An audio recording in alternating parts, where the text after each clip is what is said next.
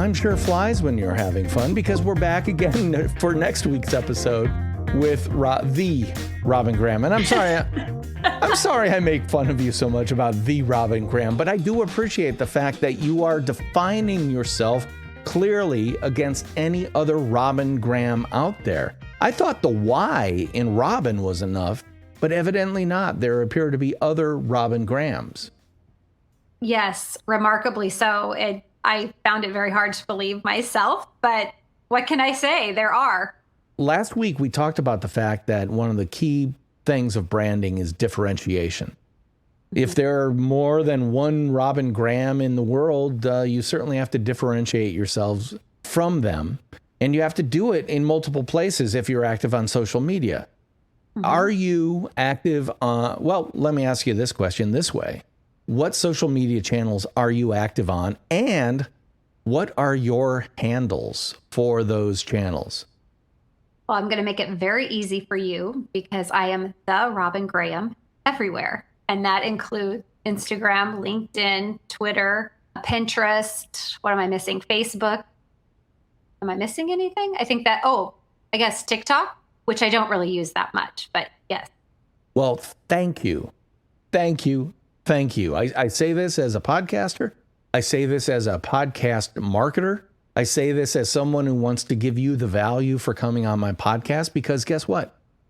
I'm going to put your tags in my show notes and stuff like that, unless you have 5 different tags for 5 different channels. And I'm going to get frustrated after searching, is this the right Robyn Graham? And your photo doesn't look like you? And forget it. If you make it easy for me, I will be pleased as punch to promote you across every social channel that I engage with. But if you don't make it easy for me, I'm just like everybody else in the market, which is you make things hard. I'm not going to deal with you. You've reconciled your handles across all channels. And I wrote about that in, I think, my first book, about why I did that and why I didn't do it initially. Why didn't I do it initially? Because I thought everybody knew that I was Pikachu 492. No, they don't. Reconcile. And by the way, my handles are at DP Knudten everywhere, because I am the only DP Knudten. I will say that. And believe me, I think the world's happier because of that. But anyway, let's talk about your journey a little bit more, from doctor of pharmacy to professional photographer to personal branding, brand strategist, coaching, and things like that. You mentioned last week that a lot of the decisions were, or put it this way, as a writer, you would say the inciting incident. What was the inciting incident that caused you to go from a 6-figure career in pharmacy to become a pro photographer and then become a brand strategist? You mentioned last week family life was a key thing. Mm-hmm. Was it the key thing, or were there other things in the mix as well? No, that was the key thing. I think I mentioned this last week, maybe briefly, but our oldest son was starting to show signs of anxiety. And I did not want him to have to live with anxiety the way I had lived with anxiety. And so I felt the need to, and my husband too, we felt the need to shift our priorities and make sure that we were making things at home as easy, smooth sailing, and consistent as possible. And I needed to be more present, having to meet deadlines, working in the evenings. Yes, we had dinner every night together.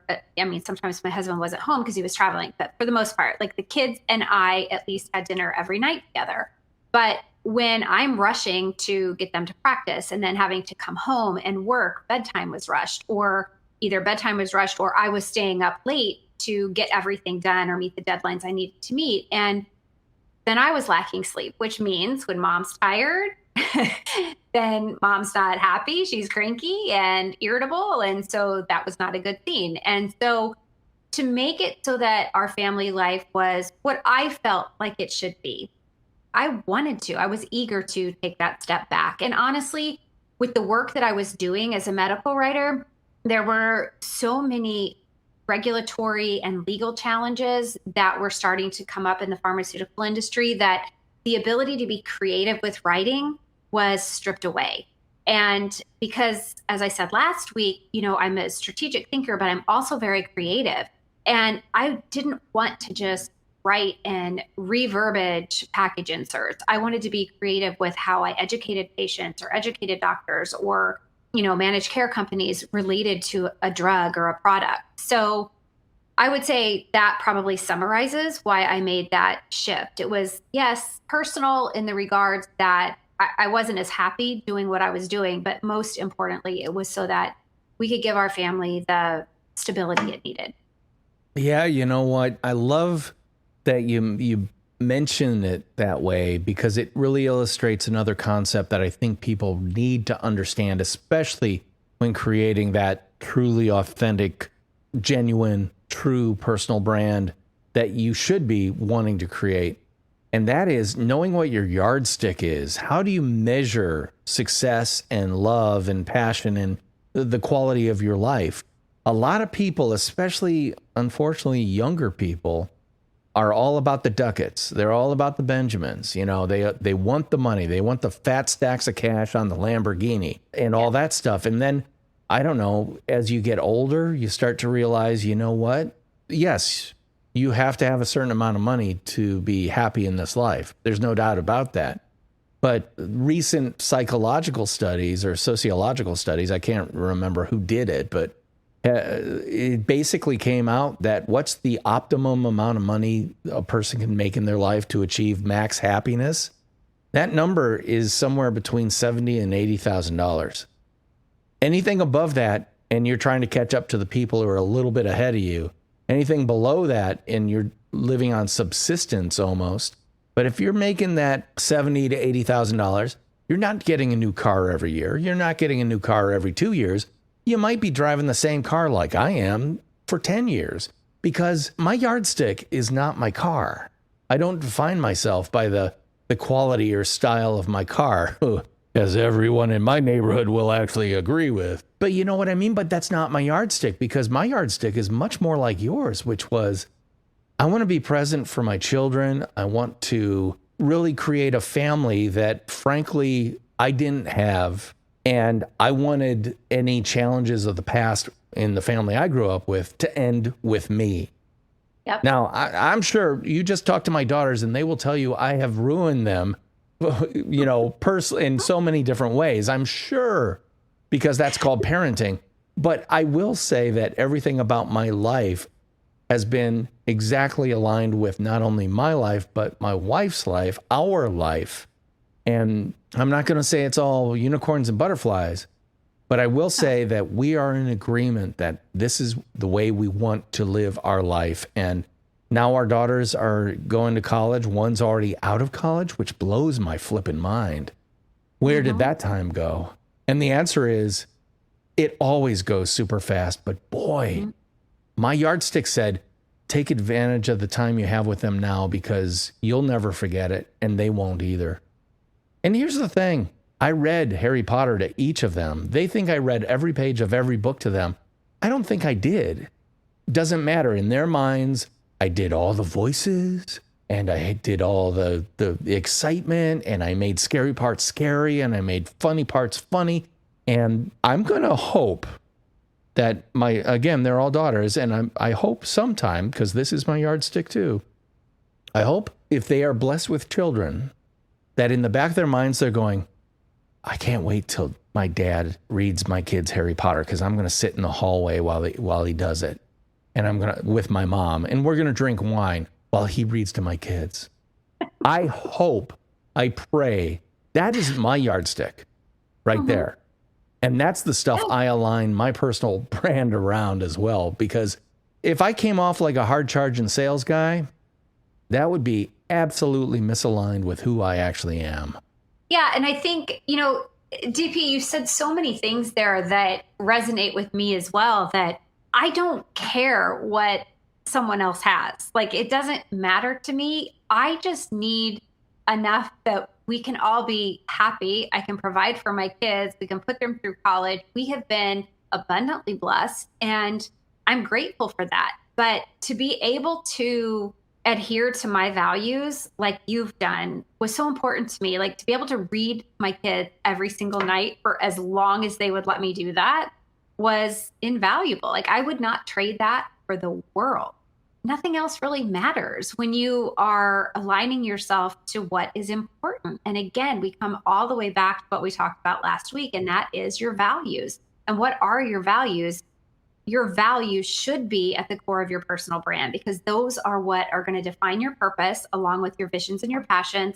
And they are what people are going to recognize in you. They're the basis of your differentiating yourself. They're what makes you unique.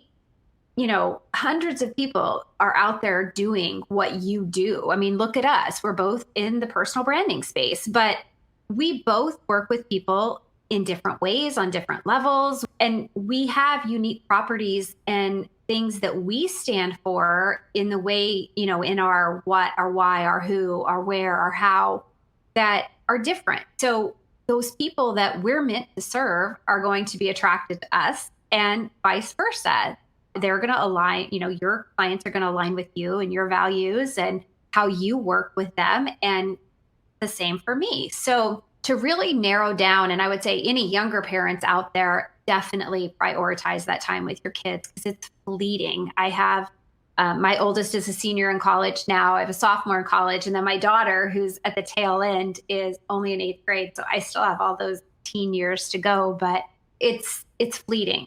And I think that when you have priorities like family, that comes through and people can see that in you. And I say on my website, I don't promise 6 figures, but what I do promise is that when you build a strong foundation and a personal brand and you have a positive mindset, the sky is the limit.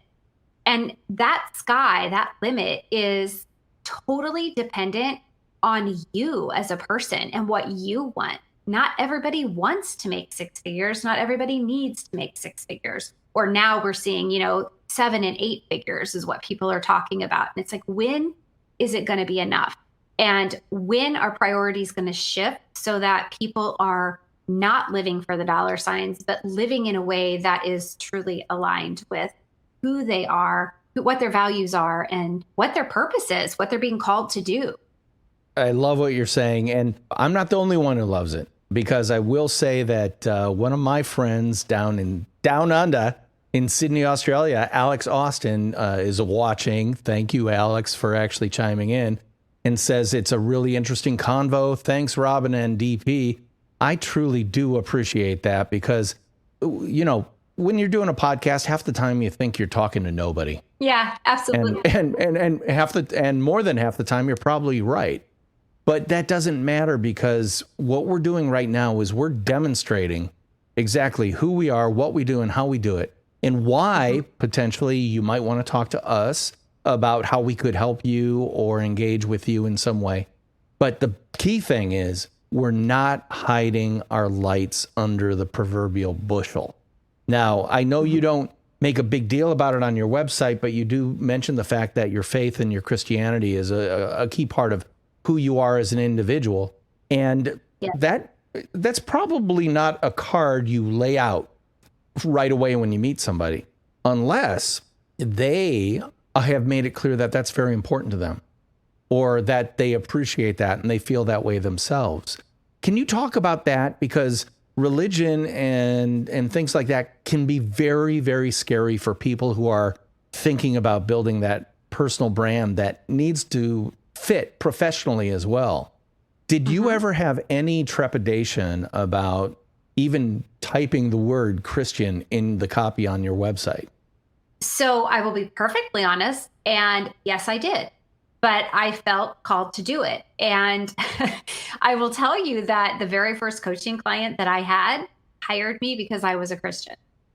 And that kind of gave me the confidence to say, you know what, I'm leaving it there. And I haven't thought twice about it since. In fact, I'm redoing the website because of the book launching, and I left it there. And it's really part of who I am. I live my life based on my Christian values. And if people are looking for someone who's going to help them manifest $10,000 tomorrow, I'm not their person because I don't believe in that. And maybe I'm a minority, but I believe that I have to adhere to my values, and faith is one of those values. And that is exactly why it goes into that recipe or that equation. Your brand, your personal brand, is your value, the value you offer, plus the values that inform that value.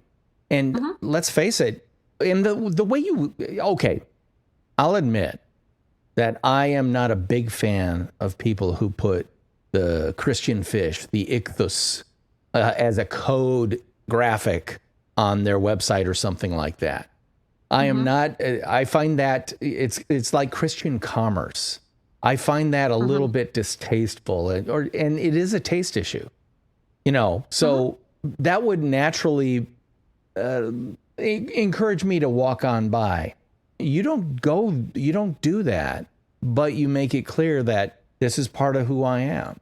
I never got a whiff of that Christian commerce-ness off you, even while reading your website and going to it, which, by the way, listeners, if you want to check out what I'm talking about, go to therobyngraham.com.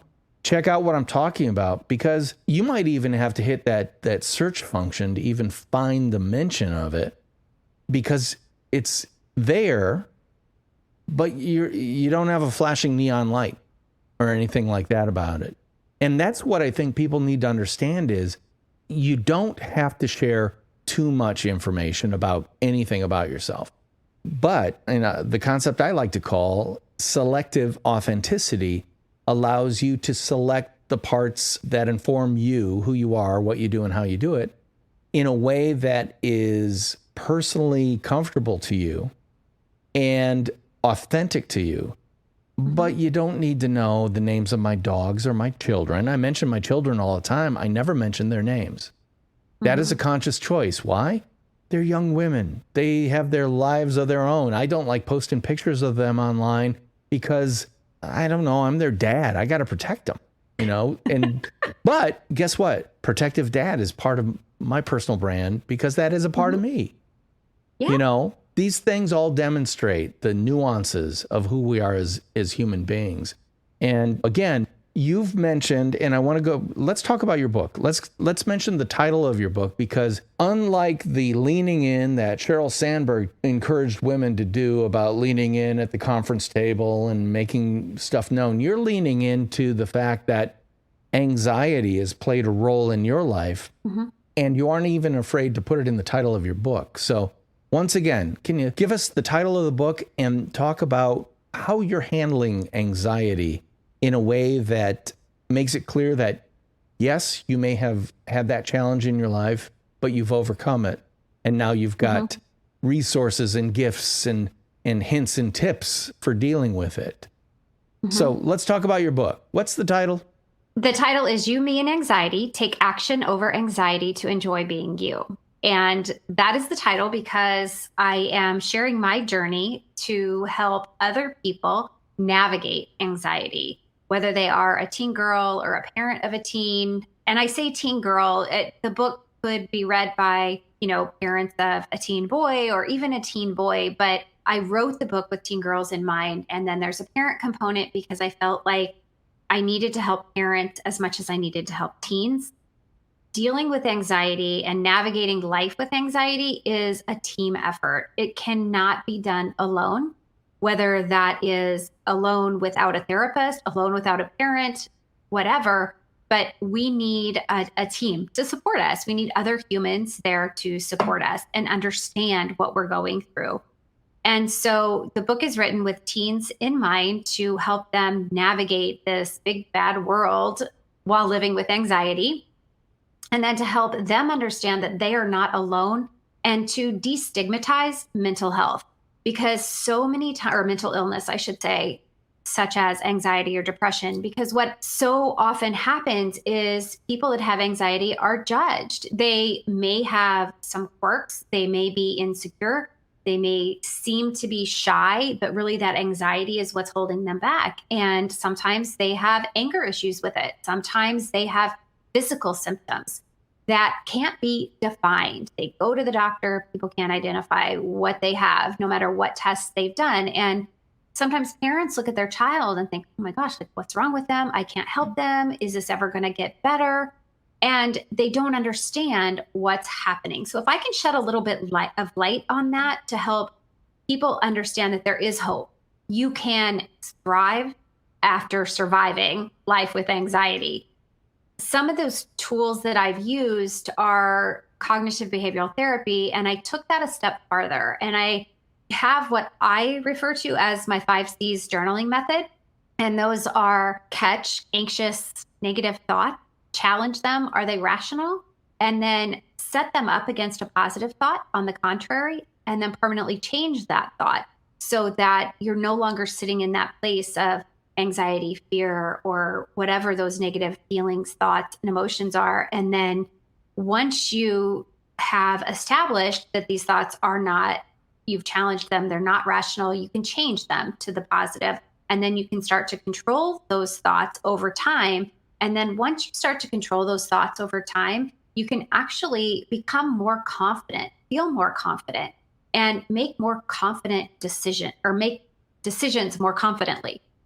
And so those are the 5 C's, and I talk a lot about them in the book. And then the 2 books will actually have a journal to accompany them so that people can take action immediately and work on the anxiety and work on navigating it in a way that not only helps them, but helps the people around them as well. Well, I think that's great. And again, this book is coming out on March 15th of 2022. Yes. So yes, I'm guessing by the time this episode airs, it's already available at the house of Jeff Bezos, Amazon.com, or Amazon where you live around the world. Is it going to be available on the various Amazon sites? Yes, absolutely. It will be. And it should also be available. I'm not sure of timelines, but we're hoping to get it in a lot of indie bookshops as well. Well, definitely check that out again. And one more time, the title of that book is You, Me, and Anxiety, Take Action Over Anxiety to Enjoy Being You, by the Robyn Graham. So once again, if you need to know what her website is, it's the Robyn Graham, not a Robyn Graham, but the Robyn Graham, because she is the one, the only. And I think if you've paid attention to this conversation and last week's episode as well, you found a new resource and potentially a new friend to help you on your journey. Because again, it's about getting out there and stepping out of the shadows and into your own personal brand spotlight that you've earned your entire life by being exactly who you are, what you do, and how you do it. Violent agreement is a wonderful thing when I have a guest on like Robyn Graham. So I want to thank you again for being on the Nonfiction Brand podcast. We already know therobyngraham.com is the place to go. But are you active on any social channels that people might want to follow you on? I sure am. I'm on all of them, I guess, basically as the Robyn Graham. So you can find me. I'm on Instagram the most. Then I'm also on Facebook, Twitter, not so much, but I definitely have an account there. And then Pinterest and LinkedIn as well. The Robyn Graham. Just look for that @ the Robyn Graham, and you'll find her. Robyn, it's been such a treat to have you on the Nonfiction Brand podcast. I really do appreciate it. And I also appreciate all the listeners and viewers of the live stream who might be paying attention to this show.